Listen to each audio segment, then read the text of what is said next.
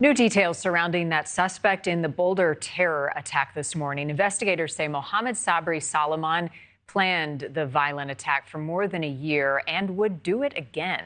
They say he admitted to using Molotov cocktails and a makeshift flamethrower to target demonstrators, calling for the release of Israeli hostages in Gaza. This comes after multiple anti-Semitic attacks in the last few months. In April, you may remember a man attacked the Pennsylvania governor's mansion because the governor and his family are Jewish. And then in May, a shooting in Washington, D.C., killing 2 Israeli embassy workers.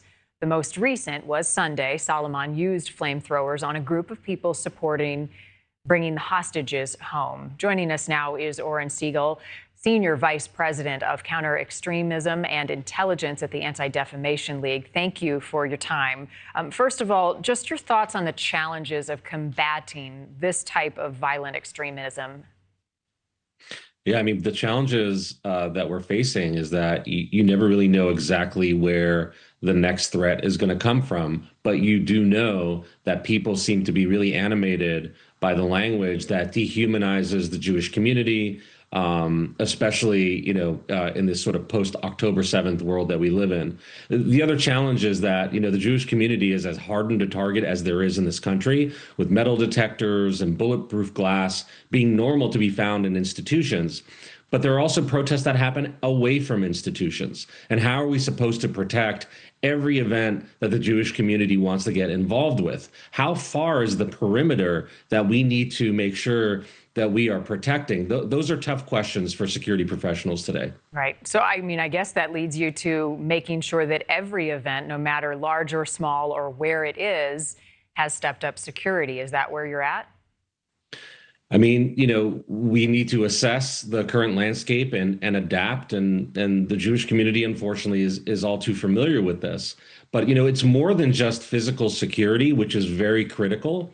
It's also knowing who's coming to get you and why are they coming to attack you. That type of intelligence within the community is going to really be even more important in terms of trying to get ahead of attacks before they happen. So in order to do that, it comes to trying to track rhetoric online, right, or any radicalization networks and what they're saying. Is this something that your group is trying to identify, and what type of local, state, and federal support do you have to do so? Yeah, so, at ADL, our Center on Extremism in particular, these are folks who are spending their time not only trying to understand anti-Semitism and extremism, but are operating in spaces in which these ideas are normalized. Every social media platform that you can think of, we know informs people worldview and sometimes animates people to action.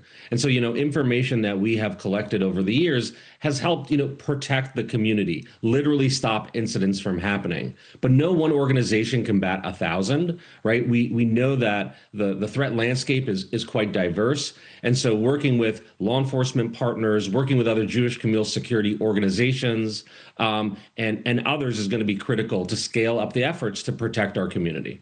One of the messages, at least at this recent attack on Sunday and also at the one in D.C. when those 2 people were killed, was Free Palestine. What is most misunderstood when you hear that message?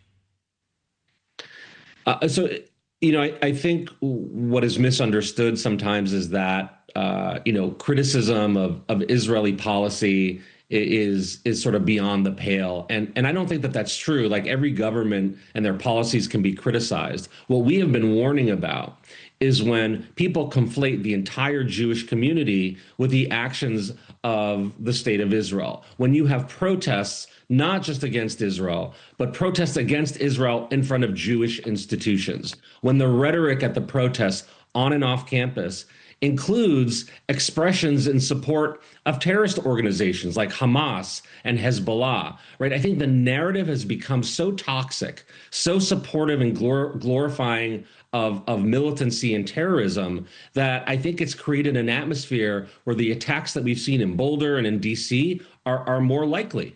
Thank you for watching. Subscribe below and download our NewsNation app right now on your phone, and you will get fact-based, unbiased news for all Americans.